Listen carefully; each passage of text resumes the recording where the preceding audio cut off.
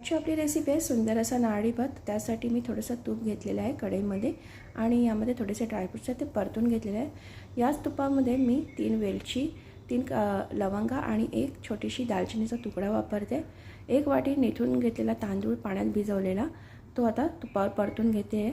तसंच यामध्ये मी नारळाचं दूध वापरलं 1 वाटी।